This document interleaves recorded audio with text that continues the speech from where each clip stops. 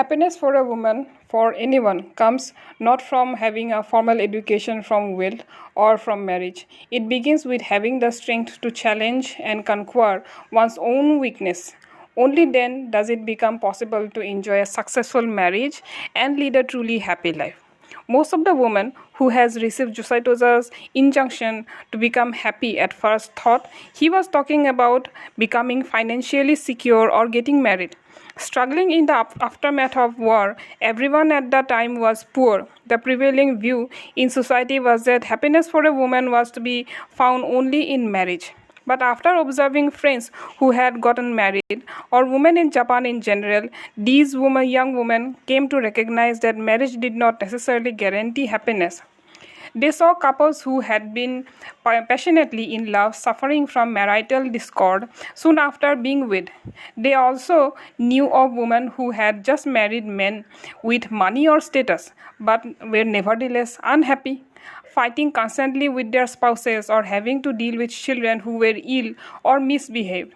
Even if they were to attain a degree of financial comfort, there was no guarantee that it would last.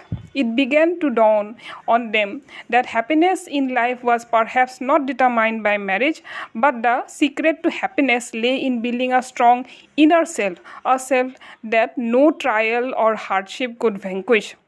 This compelled the young woman to reflect again on the concept of relative happiness and absolute happiness, which Josai Toda had spoken about so many times.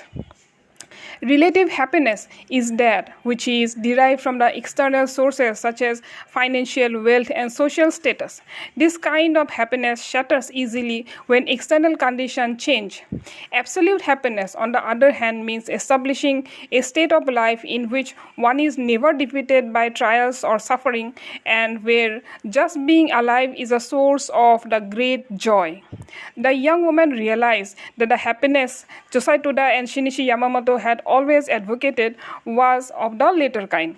Concretely speaking, such happiness could be found in leading a vibrant daily life and exerting themselves in gakai activities while striving for human revolution and placing their lives on the firm and secure course of the mystic law by powerfully chanting Daimoku.